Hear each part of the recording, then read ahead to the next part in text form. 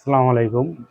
আসলে বর্তমানে আমরা যে শাখা ডাকঘর অফিসে যে সকল ইডি কর্মচারী ভাই বোনেরা আছে, তারা আসলে অফিসে কি কাজ করে? আসলে যে চিঠি আসলো আর বিলি করলাম, বিষয়টা আসলে এমনটা না। বর্তমানে অর্ডিনারি চিঠির পরিমাণ খুবই কম, কিন্তু রেজিস্ট্রি চিঠি অফিসিয়ালি খুবই বেশি। আর রেজিস্ট্রি চিঠি যখন আসে সেটা এরকম স্লিপে হয়ে আসে। কতটা চিঠি আসে, চিঠির এখানে রেজিস্ট্রেশন নাম্বার থাকে। সেই রেজিস্ট্রেশন নাম্বারের হিসাবে প্রতিদিনের তারিখ আমাদের রেজিস্ট্রি খাতায়, সিটি জার্নাল যে রেজিস্ট্রি খাতা আছে সেখানে চিঠির রেজিস্ট্রেশন নাম্বার, প্রাপকের নাম, একটু আগে নিয়ে আসো, চিঠির রেজিস্ট্রেশন নাম্বার এবং প্রাপকের নাম সহ আমাদের খাতাতে এন্ট্রি করতে হয়। এন্ট্রি করার পরে দেখেন প্রত্যেক দিনের তারিখ, রেজিস্ট্রেশন নাম্বার, প্রাপকের নাম, প্রাপকের পিতার নাম, ঠিকানা এন্ট্রি করার পরে বিলির জন্য আমরা এই টুকন ব্যবহার করি। এই টুকন যদিও আমি পার্সোনালভাবে আমি বানাই নিছি।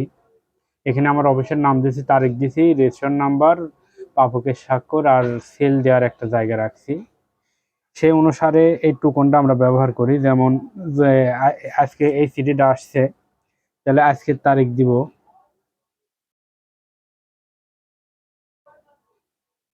তারিখ দিয়ে আমরা রেজিস্ট্রেশন নাম্বার লিখতে হয়।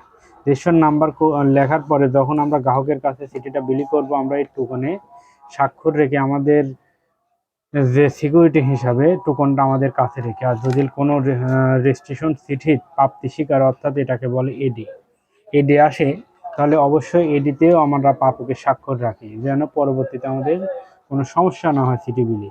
স্বাক্ষর রেখে এডিটা আমরা যে প্রেরক তার কাছে ফেরত পাঠাই। আর যে টোকনটা আছে আমরা টোকনটা আমাদের আবার সংরক্ষণ করতে হয়।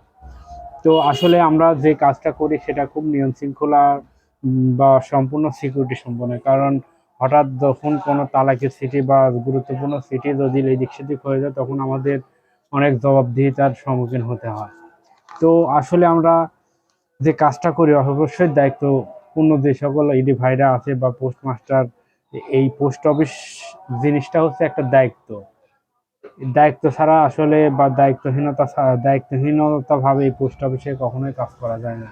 অন্যান্য অফিসে দেখেন কাজ শেষ, ক্লায়েন্টের সাথে লেনদেন শেষ, তার কোনো সমস্যা নাই। কিন্তু আমাদের ক্লায়েন্টের সাথে লেনদেন শেষ হওয়ার পরেও তাদের যে কাছে যে চিঠি বিলি করছি, সেই প্রাপ্তি স্বীকার বা সেই টুকন কিন্তু আমাদের অনেক দিন সংরক্ষণ করতে হয়।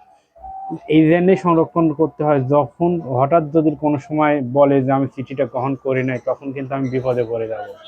যার কারণেই যে টুকনটা আছে, যে টুকনে আমরা স্বাক্ষর দিই, এটা অনেক দিন পর্যন্ত, অর্থাৎ আমি যতদিন ধরে চাকরি করি, চাকরির দিন থেকে আমি অদ্য পর্যন্ত কিন্তু আমি এই টোকনগুলো সংরক্ষণ করে রাখছি, যেন পরবর্তীতে আমার কোনো সমস্যা না হয়। তো আমাদের জন্য দোয়া করবেন। আমাদের পোস্ট অফিস যে সকল এডি ভাই বোনেরা আছে তাদের জন্য দোয়া করবেন। তাদের যেন যে আন্দোলন করছি সেই আন্দোলনে তাদের যে 9 দফা দাবি ছিল, সেই দফায় যেন তাদের দাবি দেওয়া বা তাদের আশা পূরণ হয় এবং আল্লাহ তাআলা যেন তাদের প্রতি একটু সহায় হয়। তো এই দোয়া করবেন। তো ভালো থাকবেন। আসসালামু আলাইকুম।